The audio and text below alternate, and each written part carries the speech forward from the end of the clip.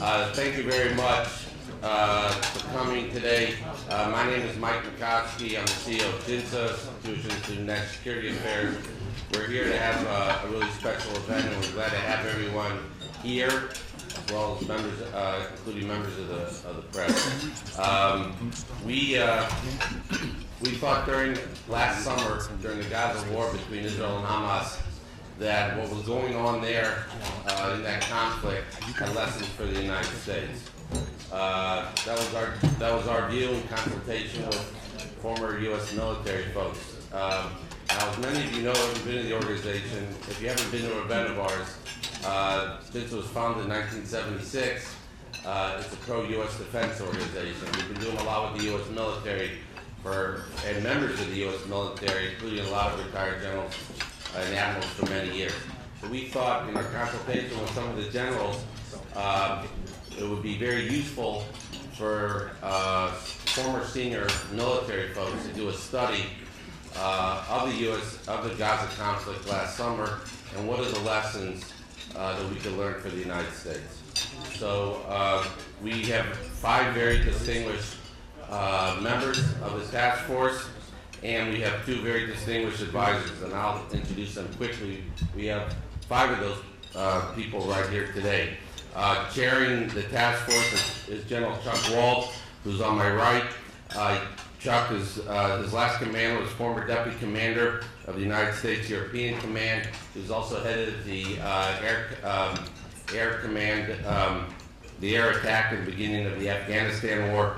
Lieutenant General Bill Caldwell, his last commander was former commander of the U.S. Army North. He also, for about 13 months, was our spokesperson, was the U.S. military spokesperson in Iraq. Lieutenant General Richard Natonski, former commander of U.S. Marine Corps Forces Command. He also was an important commander in Fallujah. Major General Rick Devereaux, former Director of Operational Planning, Policy and Strategy for the Air Force. Major General Mike Jones, former Chief of Staff, U.S. Central Command. He also was an important commander in Iraq. Our two advisors were Professor Elliot Cohn, Professor of Strategic Studies here at SAIS, and Lieutenant Colonel Jeffrey Korn, who's on our panel today, Presidential Research Professor of Law, South Texas College of Law at Houston. So without further ado, I'm going to turn it over to General Wald.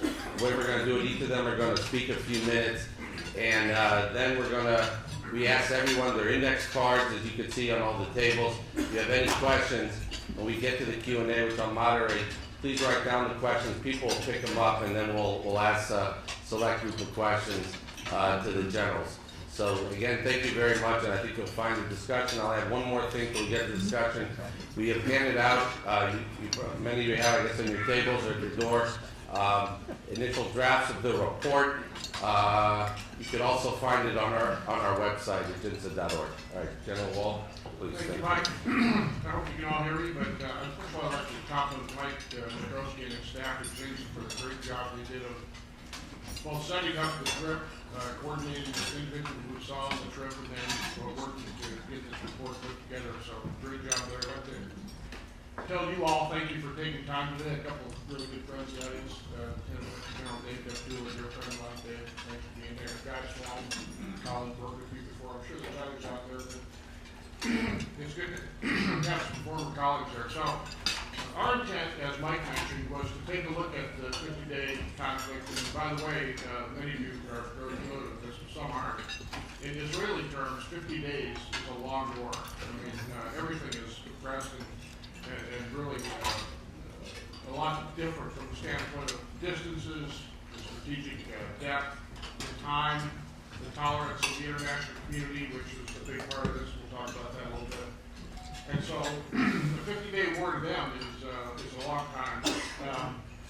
There are a lot of things we can talk about today, but the major takeaways we thought for this particular conflict that would be beneficial for all of us, but primarily the U.S. military, and we've heard much about this before, and it's becoming more and more common knowledge, is that this conflict with the Hamas and the Gaza in more of an urban terrain is going to be probably the more common type of warfare we'll see in the future, hybrid type warfare. We've heard a lot about that, but a lot of people don't know specifically what it is, and we can talk more about that. But hybrid warfare is what we feel will be prevalent in the future.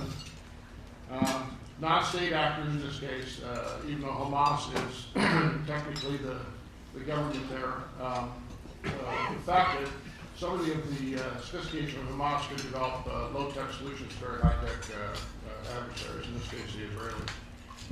And enemies are going to be creative and use any asymmetry they can. And in fact, as an aside, when you don't have law to worry about, you can do a lot of things that are pretty creative.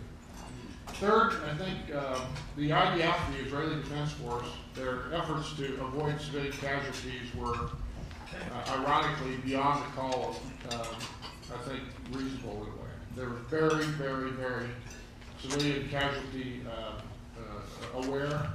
And, you know, and for military people of my type that have been in combat a lot, and I think we're respectful of the international law of armed conflict. I know we are.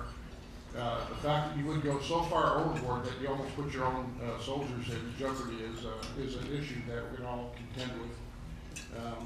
The IO campaign, Information Operation Campaign, you know, we talk a lot about that in the United States. The United States military has had different definitions of the IO campaign for a long time. But our feeling was Hamas really grabbed the narrative in this conflict for a couple reasons. One is, again, and you can argue the point about whether it's moral or not, but you can make up your own story if you have in fighter pilot lingo, if you have the chalk, you own the debrief. And they took the advantage of owning the debrief. They developed the narrative. They had no compulsion about making up facts to serve themselves, which shouldn't surprise anybody. And I know it doesn't in here. But the fact that the international community actually started believing this narrative, if you will. Our feeling was the Israeli Defense Force didn't do very good at countering that. And our feeling also is that in the next conflict, whatever that is, and now we're in one, you have to develop your narrative, you have to be quick and nimble, you have to be credible because of the questioning. There's still going to be questioning if you're credible, but you got to develop a pretty strong information operations campaign. We'll talk more about that. And then lastly, we need to develop some of our own new technologies. Hamas built, as you may know, or if you don't know, about 34 pretty sophisticated tunnels from the Gaza into Israel, into the kibbutzes.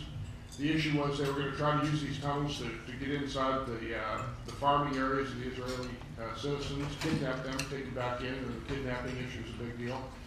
These tunnels are very sophisticated. It isn't like a tunnel that you imagine. They start from inside the Gaza in a civilian building, so you can't see where it starts. They dig down almost 40 or so meters under the ground. They're all cement. They're very sophisticated tunneling. It's something that you all would feel comfortable walking through probably. It's lit, it has electricity, it has communications. They're up to 2 miles long, and they can build these things fairly rapidly. And at the end state, they have different branches that go off. So you find one exit, doesn't mean you have all of them. It's very sophisticated. You can't find these things from the air, for example. There are other technologies that we'll talk about that we should, I think, have a little bit better handle on. So those are the main findings, and I thought what we'd do is we'll start out with kind of an overview of the war itself, kind of what the context was, and what we're talking about here from the standpoint of what the war meant. So if we can start with Rick Devereaux. Yeah, I wanted to elaborate on what General Wald covered in kind of our first area of findings, and that's this notion of hybrid warfare, which is, in our view, based on what we observed looking at the Hamas IDF campaign, is sort of the new face of modern warfare. It's a type of warfare that's fought by non-state actors, sometimes using advanced weapons like Hamas had available to it, rockets, missiles, UAVs, special ops forces, fought in densely populated urban areas. You know, just as a refresher, Gaza is about 1.8 million inhabitants in this area about the size of the District of Columbia, so very close quarters. And it was a conflict, like in any hybrid war, where civilians become the focus of the information campaign, where civilian casualties, civilians as targets, civilians as shields, also part of this hybrid warfare. And so the information campaign becomes a very important component of the conflict.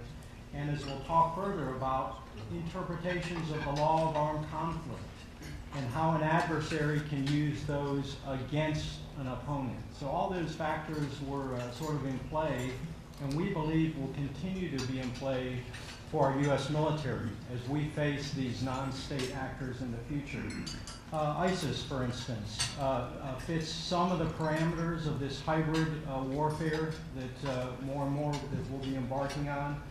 And if you think about the implications, where in the Gaza campaign, Israeli forces, by virtually any measure, defeated Hamas on the ground, unequivocally. Yet the narrative, in some respects, was a different one, kind of reminding us that the strategic outcome of a campaign in hybrid warfare will not necessarily be directly tied to the results on the battlefield. Good lessons and implications for our military. And certainly the U.S. has faced this kind of, these characteristics before in various conflicts that we fought going all the way back to Vietnam. But I think, again, the Gaza campaign brings them all together in a way that may integrate these factors in a way that we're going to see more frequently in the future. And the trend lines are pointing in that direction. Think about urban populations. By 2050, 75% of the population on the planet is projected to be in urban areas. Access to advanced technology, technologies like drones, certainly rockets, and the tunnels that are a sort of a low-tech end that we'll talk more about it. These are more sort of available to adversaries. Yet defending against these kinds of capabilities becomes increasingly more expensive and more complicated. And certainly the information sphere. You have to be hiding under a rock to not understand the impact of Twitter, Facebook, social media, and other devices that in many cases our adversaries are using very, very effectively.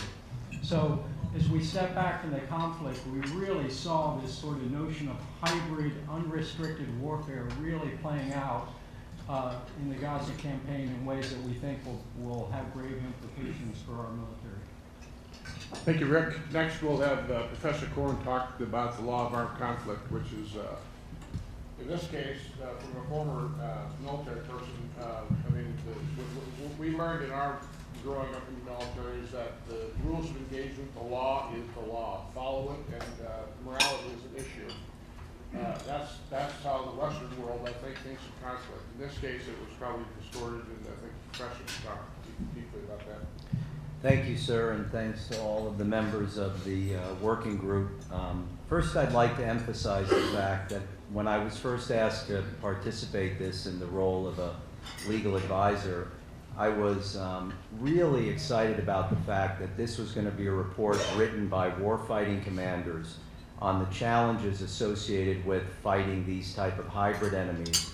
And one of those challenges is the function and role of the law in this fight.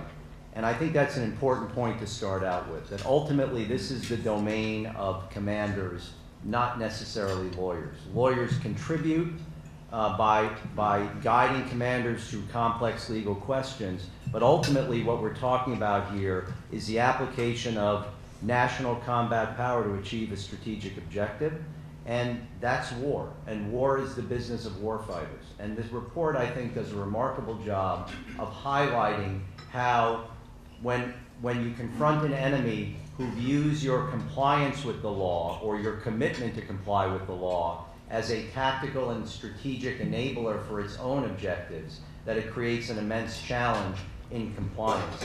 A couple of points I want to highlight that are reflected in the report and I think are going to be reflected in many of the comments.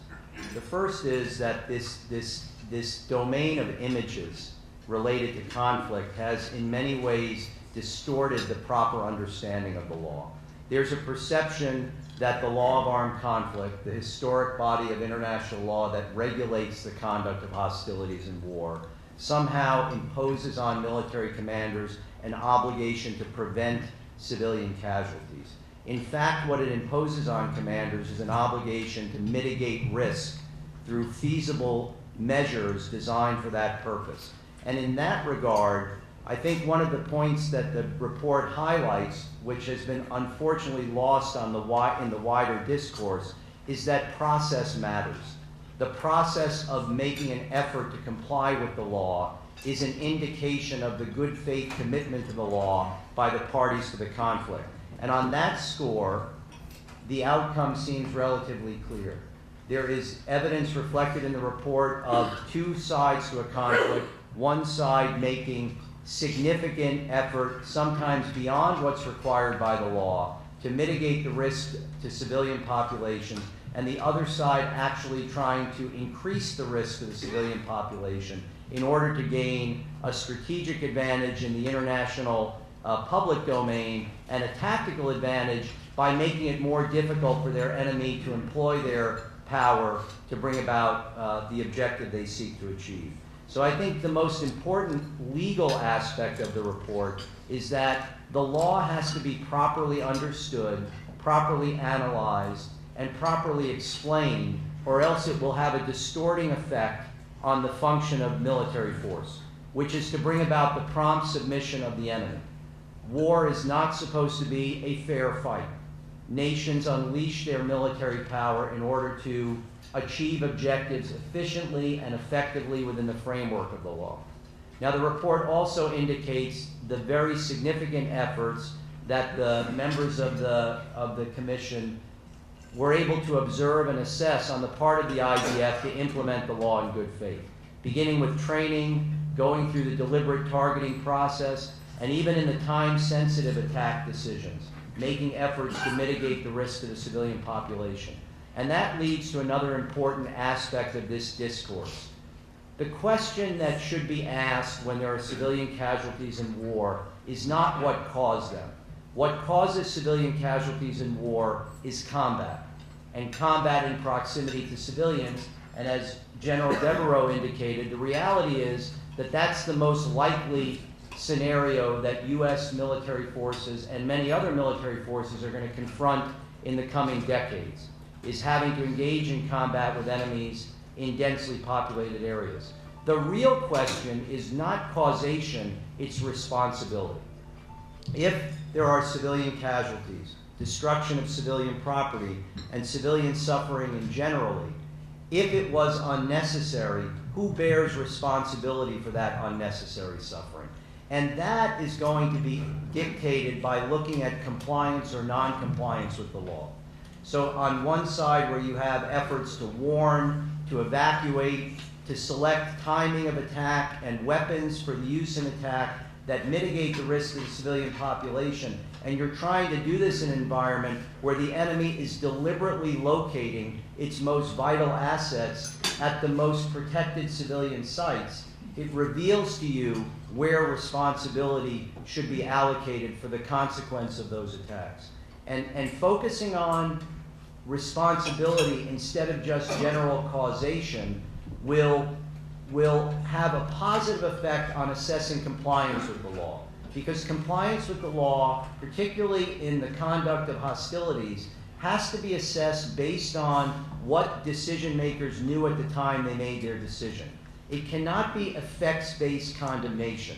But if you think of the media reporting largely related to the conflict in Gaza and other conflicts recently, that tends to be the instinct. Look at the effects of combat and automatically extrapolate back that if there were civilian casualties, the conduct must have been unlawful. That's a distortion. It's an unrealistic standard to demand of military commanders. Military commanders should be expected to do their best under the circumstances to feasibly mitigate risk, but they can't prevent it. So if we focus on what the law really demands, which is good faith efforts to mitigate risk, and we look to the processes that armed forces and commanders use to achieve that objective, it gives us a better touchstone of compliance with what the international community has established is the standard of legitimacy and legality in war. And one final point that's very important that's reflected in the report is the danger associated with being imprecise in understanding the difference between legal obligations and policy constraints. Armed forces will routinely impose policy constraints on the use of force that exceed those required by the law, and the Israelis did this in many occasions, as many of these commanders have done on occasion. But just because it's a policy constraint doesn't mean it's law. And if we confuse those two, what happens is that we create a perception that if you ever deviate from that policy restriction, you're somehow acting illegitimately or illegally. So clearly identifying the difference between rules of engagement, which are policy-based limitations on otherwise lawful authority, and the law itself, is a very important step going forward to make sure that armed forces preserve the full scope of their authority. Thank you. Thank you, Jeff. Just a quick comment, and I guess you're all going to have an opportunity to read the report. I hope you find time to do that. I think you'd find it interesting. But one of the things the Israelis did when they were targeting buildings in the Gaza is they had, and I guess everybody at this table has heard of this before. I was in the military 35 years and did a lot of combat bombing and led a lot of it. I've never heard of this before, and that was this technique to knock on the roof the Israelis used. And because some of the command and control, the military command and control were in buildings, obviously in the Gaza, that's where they were fighting from. Through intelligence means, the Israelis would find out where that was. Well, if it was in a civilian type building, the concern was, and they had debates over this, long ones, how the heck do we go after it? I mean, unless we send people in, which wasn't going to be in the cards at that time. So they came up with a technique where they would use a small charge that was not very destructive at all, and hit a corner of the building where no people were in, wake everybody up, so to speak, euphemistically, call them on the phone, tell them you got 20 minutes to get out, you better leave, and also drop leaflets. Now, they would. Now, my concern about that is then probably the command and control people left too. But, I mean, that is almost to the extreme of watching a lot of armed conflict. Just a reminder, I saw some of you have already used these. You've got a pencil and a paper at your table. Put your questions down, and then we'll collect them at the end and go around those. But thanks, Jeff. The information campaign. To all of us here, this whole, except for some, I can see some of our colleagues probably might have been over in Israel at the time. But most of us were back here in the States, reading it in the paper, listening to it on TV, getting our own impressions made. And that's part of the conflict. As somebody mentioned earlier, the narrative, Hamas thinks they won this thing. And a lot of people in the world think Israel lost this thing. And a lot of people in the world think the Israelis were the aggressors. And Hamas was the aggressed upon. And they had the narrative. So Mike Jones is going to talk a little bit about how we saw that part of this. Mike. And thank you all for being here. As Professor Korn said, when you look at the facts, it was clear to us that the IDF had the right kinds of processes and systems in place to conduct operations in accordance with the law of armed conflict. We did not have access to the Hamas military leadership to have the discussion with them. But by looking at their actions, it was very clear to us that Hamas habitually violated the laws of armed conflict, both in several ways. One is by terms of their targeting, where clearly there were rockets being fired and mortars being fired at targets that clearly had no military necessity and were clearly aimed at civilian population centers and so forth. And the second, by virtue of their positioning of everything from their firing positions to their stores and command and control locations and so forth, in places that were also not required by military necessity and therefore a violation of the law of armed conflict.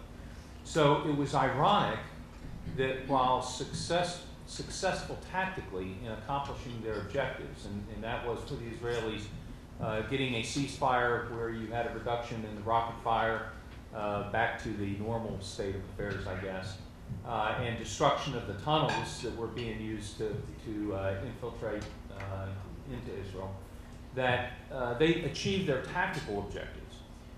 But in the strategic information arena, it seemed pretty clear to us that Israel was not successful in countering the Hamas narrative. So that it seemed ironically that in the court of international opinion that Hamas came out on top. And so how was that possible? And I think there were several kind of basic fundamental reasons. The first is what I would call the missions to resources mismatch. And that is the IDF has a pretty good information campaign apparatus. But as we talk to the IDF, their target audiences are their internal military population and the domestic audience of Israel. The responsibility for the international audience resides in the foreign ministry. However, the foreign ministry doesn't have the requisite capability to be able to deal with that audience. So you have very robust capability on one side, but not the responsibility for the international audience. On the other side, you have the responsibility, but without the wherewithal to be able to be effective. The second piece is that clearly Hamas had a fairly sophisticated information campaign to be able to use, especially the visuals of the effects of the combat that was occurring in Gaza, in order to shape international opinion, and they did a very sophisticated job of using social media, and in fact had different messages depending on the language and the target audiences of the type of social media that they were using. Obviously, Middle Eastern audiences had one series of messages. Western audiences had a different series of messages.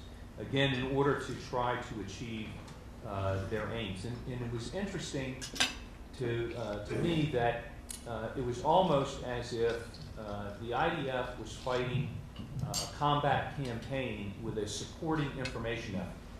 Whereas for Hamas, they were fighting an information campaign that was enabled by military operations. So they both looked at it very, very differently. So what does that mean in terms of importance for the United States? Well, I think first of all, we have also a similar issue in terms of the responsibility of the Department of Defense versus the Department of State in various audiences, who's responsible for what, and then who has the capability. And we really, I believe, need to get the responsibilities lined up with the resources and the capability to be able to do the missions. Because we're going to face this same kind of information campaign being worked against us. And the second thing is I believe we have to solve the tension that rightfully exists, but it's a tension between the government use of social media in order to get out the truth to the key audiences who need to know. So our truthful information, we have to learn how to use this domain and learn how to be very adept at social media to combat the misinformation that I'm sure that our enemies will continue to use. And then the last thing is to understand that we're not talking about the future. We are in conflict with enemies now, and the information campaign is being waged. So we do not have lots of time to kind of think about this problem. We need to get on with solutions as quickly as possible. Good job, Mike. The last point about don't wait till the conflict. I mean, it's an ongoing issue from the standpoint of, I guess, influencing the battlefield, if you will, and all of us could do better at that. But lastly, Richard Natonski, retired 3-star Marine general, fought in Fallujah, led the battle there, is going to talk a little bit about some of the things that probably are more traditional military from the standpoint of technological issues that we need to address and some of the lessons we learned from viewing this 50-day war. Rich? As General Wald mentioned, tunnels were pretty extensive in the Gaza Strip.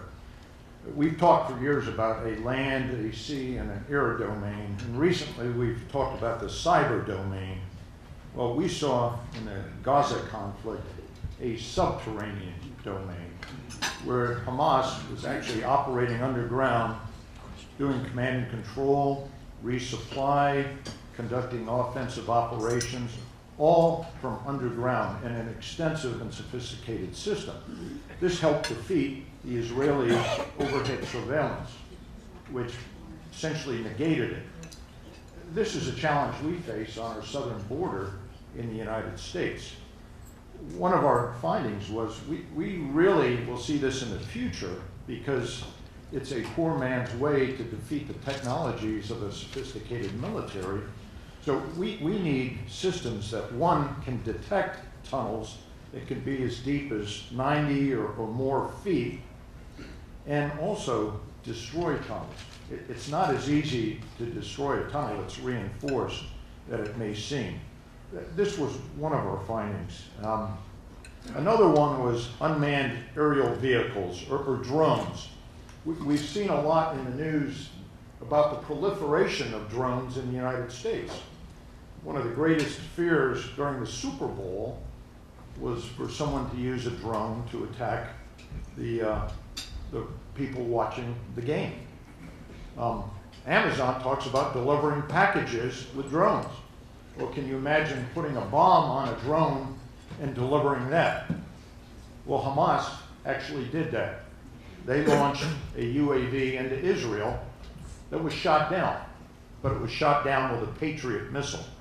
Now, from a cost-effective standpoint, not a real good trade-off. I was involved in January with a Marine Corps exercise, a large-scale exercise, and during the exercise, the opposing force used UAVs. And it was very, very difficult for the Marine Force to engage those UAVs. So another finding of the group was how can we develop technology, inexpensive technology, to engage unmanned aerial vehicles or drones. One thing we saw, the Navy has aboard USS Ponce in the Persian Gulf, a laser. That laser for about $1.50 can shoot. Maybe that's a system that we in the United States need to start thinking about. The Iron Dome, and I think you heard a lot about the Iron Dome in Israel, a very successful system. What it essentially did is provide protection over Israeli population centers from rockets that were fired from the Gaza Strip. Approximately 6,000 rockets were fired. Now, the Iron Dome actually engaged, I think, somewhere in the neighborhood of over 500. These were rockets that, based on detection methods, were going to land in population centers. They did not expend Patriot missiles if the rocket was going to land in the Mediterranean Sea or in a field or in the actual Gaza Strip. Of those rockets, the Patriot missiles that were expended to take down those rockets, they were over 90% successful in knocking it down. That Iron Dome and those Patriot missiles, coupled with the civil defense system, really protected the Israeli population to the point that there were 6 civilian casualties during that conflict. However, one of the findings that we came up as a group was the fact that the Patriot system could be overwhelmed. Hezbollah has certainly in the neighborhood of over 100,000 rockets. And if you launch in that type of number, you can overwhelm the Patriot system in place. And of course, the United States uses Patriots as well. So managing expectations, as well as developing a system that can address an overwhelming attack by rockets, was another finding. And finally, mortars. Mortars have been around forever. They proved quite effective. Hamas would fire from underground and then rapidly cover up. Based on the warning system, and there is counter-battery, counter-mortar radar that will detect the launch, but it gives you about 15 seconds warning to take shelter. So if you have a mortar round inbound, you got about 15 seconds, if you're lucky, to find shelter.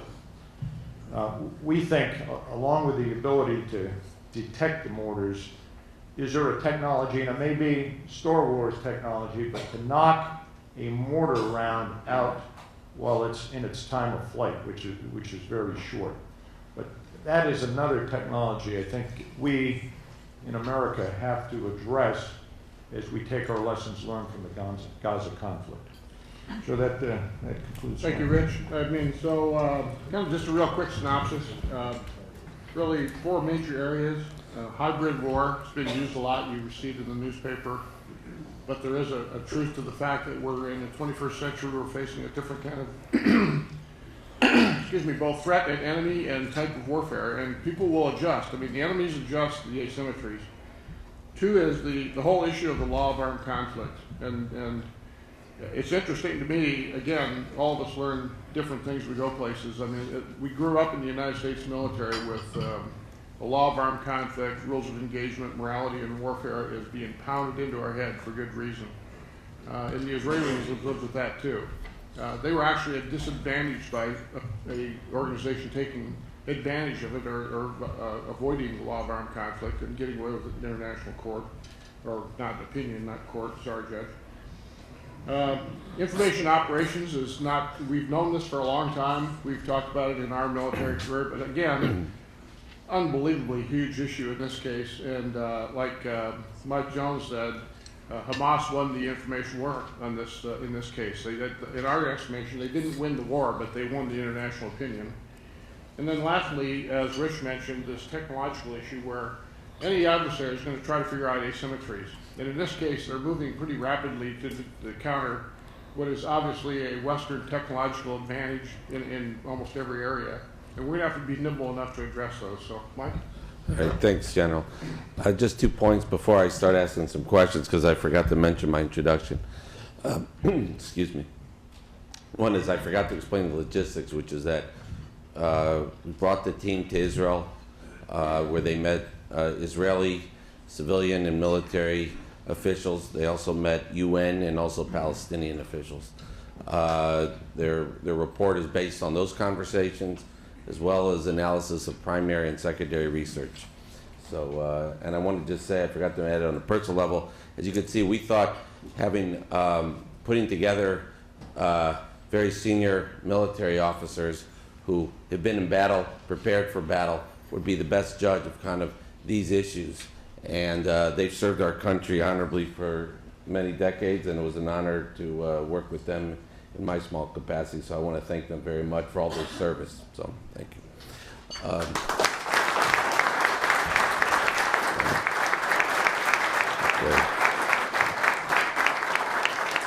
Thank you. We got a lot of questions. Please pardon me if we don't get through to all of them, but we'll try to get through a few of the key different questions that highlight different points. I wanted to, one of the questions had to do with the IDF and the way they operationally work with it and the implications for the U.S. The question was, is the IDF was able to achieve unprecedented degree of cooperation and synergy between air, ground, and sea components, and they wanted to know, including real-time targeting. And the question is, what does this success imply for U.S. joint combat operations? I'm going to just take a quick answer there. And Dave Deptula and I were together in the beginning of Afghanistan. On October 7th, we started bombing the Taliban.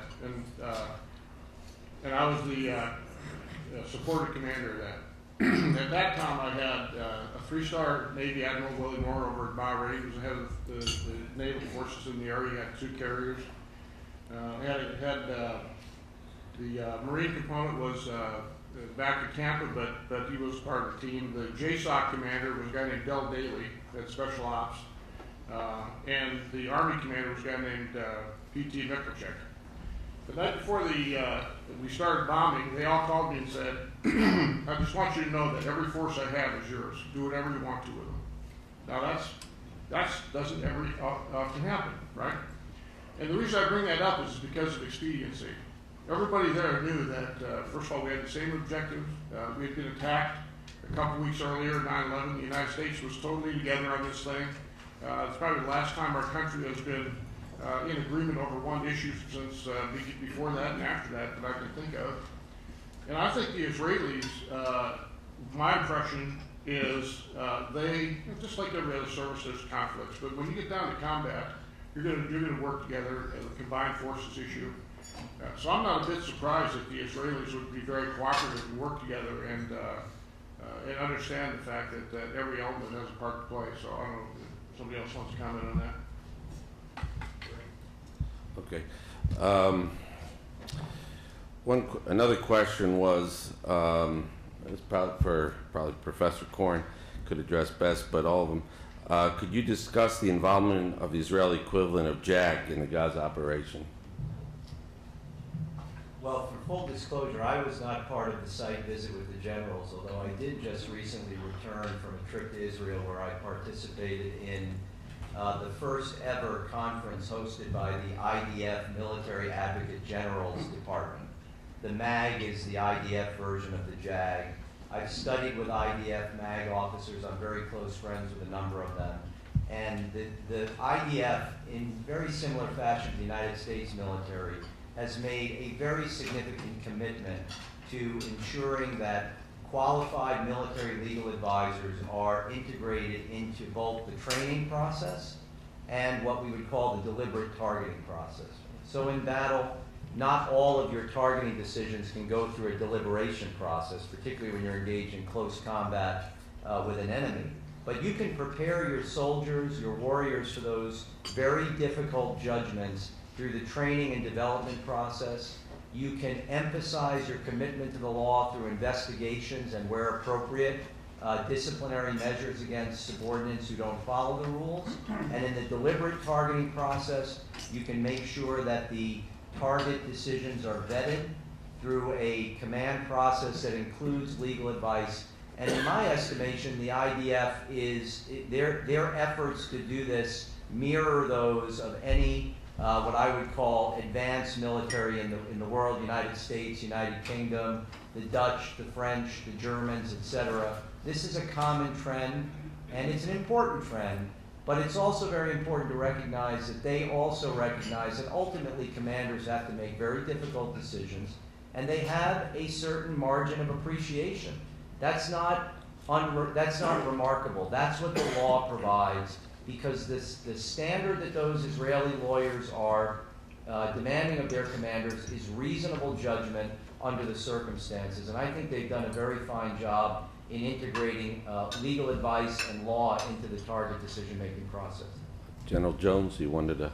Well, I think we talked to both a number of their Judge Advocate General folks, as well as talking to a lot of commanders who were engaged in the fight. And it was clear that in the deliberate targeting process, those lawyers were offering very solid and sometimes hard legal advice, and from everything that I could tell, the senior commanders listened to them very closely, and as you would expect, generally, were very sensitive to making sure that they were always on the right side of the law and taking that advice. But the other thing that was apparent to me was the tactical commanders. As you know, because of the tunnel issues and the inability to be able to destroy those and find them from the air and so forth, they had to do a ground incursion. And in those kinds of operations, there's no consultative process when somebody's shooting at you, and ground commanders are having to make split-second decisions on engagements and so forth. But it was clear to me in the discussions we had with those commanders that they were very knowledgeable of the law of armed conflict, and that was in their calculus as they were making these combat decisions. And so it seemed to me very similar to what we tried to do, other modern armies try to do, and that is even when you're in a situation where you can't have the deliberative process, that they had the prior preparation to make sure their commanders were well armed to be able to make lawful decisions. Okay. I might just add that when we started the invasion of Iraq, at the time there was one lawyer per regiment. As the war went through the years, there was a lawyer in every battalion, and he became the battalion commander's right-hand man. very cognizant of the law of armed conflict in the United States. And make one correction, I mixed up my exercise with the study, but I mentioned Patriots, it was Hero missiles for the Iron Dome, so I wanted to correct that.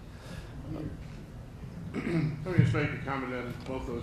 First of all, an observation. I had not been in combat with any of these guys before, and I'm not sure if we ever served together. We might have, but none of us really knew each other very well. There's 2 Air Force, 2 Army, and 1 Marine, and Natonski probably said it's a fair fight. But I will tell you that we had good deliberation, good collegiality, as you'd expect. Everybody's a general officer. But it was amazing how in agreement we were because we'd all been trained the same way. You know, everybody's got their view from the military perspective. The Army guys, you know, fight a different fight than the Air Force and Marines, etc. But total agreement on the big issues, which is that's what we should have. It's good stuff. Yeah. I've been involved in a lot of task forces. I've never been involved in a group that was more engaged than this one. I would say that also. Let me combine 3 questions in one here. One is, how could Israel have been unprepared or unable to win the information war, given their history and having to deal with their history of many conflicts? How do you explain the fact that we never see collateral damage from the U.S. bombing of ISIS, but Israel constantly has to defend its collateral damage? And is it possible for the United States to use truth as a weapon in its conflicts? Just real quickly, and then I know everybody here's got, this is a big opinion for everybody in this one. I think if ISIS could do what you just asked about, just like Hamas did, I mean, if they're in a concentrated area, it's a small area compared to where ISIS is. They tried early on, as we've all read, where the U.S. was killing civilians out there. That didn't work. And from the standpoint of truth, I mean, there are subtle people out there that try to do tricky things, and it isn't military. Military, if you're straight up and tell the truth, you're probably going to be well served. But Mike? Let me answer those from my perspective in reverse order. Truth, I believe, is a very powerful weapon, the most powerful. But the key enabler for truth is trust. You have to trust the source of the truth, otherwise it's not true. And that's why it is extremely important that whether in combat, prior to combat, whenever, our government, our military has to be truthful and to the appropriate degree transparent in order to establish that trust, not only with our own population, but within the international community. In terms of why don't you see collateral damage with ISIS, a couple reasons. First of all, you have to be there to see it. In the history of Western journalists with ISIS is not good. So I don't, first of all, I don't think it's there. Second of all, I don't think ISIS has, as part of their information campaign, which I do believe they have one and it has a sophistication to it, their purpose is not to influence the international community or to use the international norms and mechanisms in order to bring about any strategic change. I think their information campaign is actually designed to recruit new folks into their cause. And so therefore it's not in their interest to show the collateral damage and all the fighting that's going on. They want to show a different narrative, and that's why I think you don't see it. And in terms of how could the IDF not win the information war? Well, they are truly very capable folks, very capable military. But they, like I said, they have this mismatch of mission versus resources. And another thing I detected, frankly, is that in many of the military leaders, at least, it was almost as if they'd given up on the information domain, feeling having been treated unfairly for so long. It was almost an attitude of why bother? We know that people have written this story before they got the facts and that kind of thing. And that has there may be a reason for people to have that attitude, but my conclusion was that's not a good attitude to have. You still have to fight in that domain and manage to overcome and just be smarter some way to work around the advantages that our enemies have in that domain. Obviously, people who don't have to be truthful, who don't have to abide by laws and so forth, have advantages in that domain.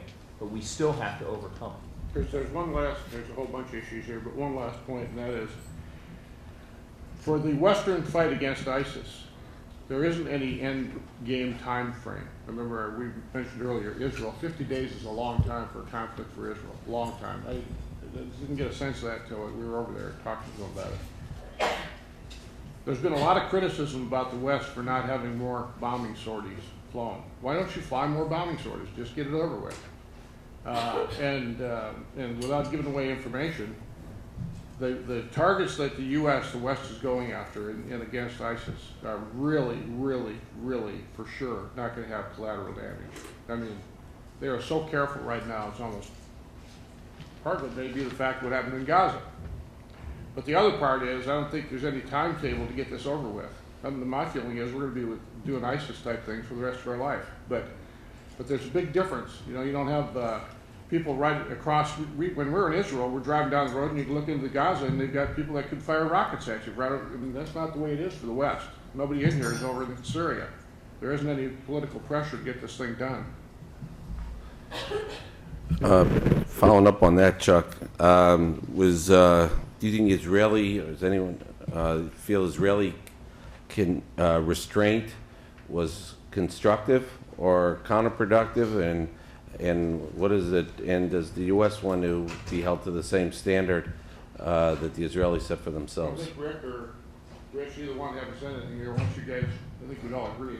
Yeah, that's a great question. Whoever asked it, we look closely at that point because we all agreed that the IDF used extraordinary measures to avoid civilian casualties. And the question we kept asking over and over, did they go too far? Because ultimately, if you become overconsumed with the prevention of civilian casualties to the detriment of your campaign, not only will you potentially extend the conflict, which could induce more civilian casualties in the long run, but think about future conflicts. And think about fueling a strategy that your adversary will use against you again and again and again as you increasingly tie your hands to these sort of not legal restraints, but policy restraints that you impose on yourself. We think Hamas played that card very skillfully, and that perhaps the IDF went a bit too far in its restraints, well-meaning and perhaps mindful of this information campaign that we're talking about that they also had to be successful at. So there's a certain tension. This is difficult stuff. It's a challenge that our military will increasingly face, especially as we fight with capabilities like unmanned aerial vehicles that will put our civilians and troops less in harm's way, will inflict more casualties so that this mismatch can be used against us.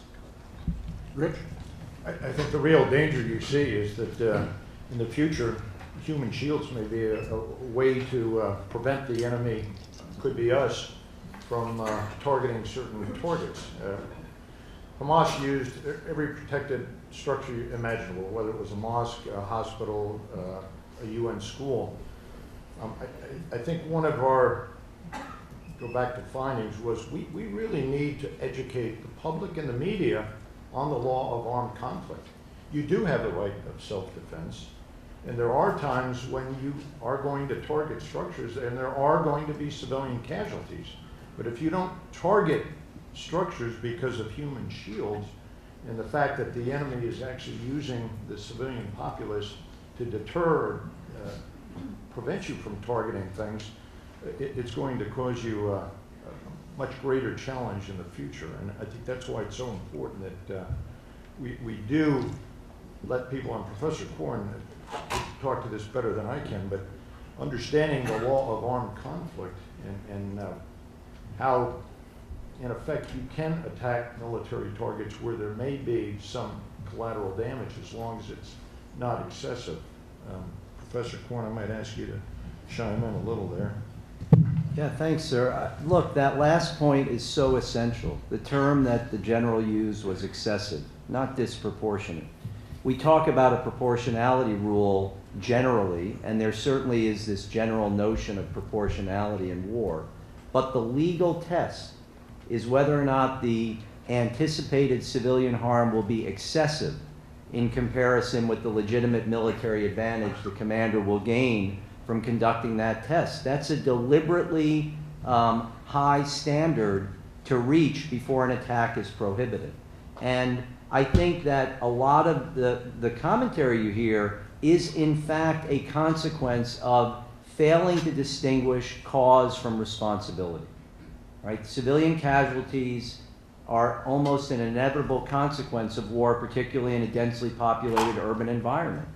So the conflict causes civilian casualties, but the law doesn't prohibit causing civilian casualties. The law actually acknowledges and tolerates the unfortunate necessity of civilian casualties to bring about the submission of your opponent. The real question that has to be asked is responsibility, and the law will get us to the right answer on that question almost every time. I think there's another kind of issue for us, and some of you have lived in Israel. I haven't, but like I said, I've been there, and I can have a sense of the small distances. I mean, it's almost unthinkable for a military to not attack people because of the sensitivity about what we were just talking about here, that would allow them to kill your own civilians. I mean, think about it. Does anybody in here think the United States of America civilians would say, yeah, don't kill them, but let them kill us? And it's almost diabolical. And that's kind of what Hamas went down this path a little bit of. Okay. We've actually run out of time. I want to thank all of you for being here. I want to again thank our distinguished task force members.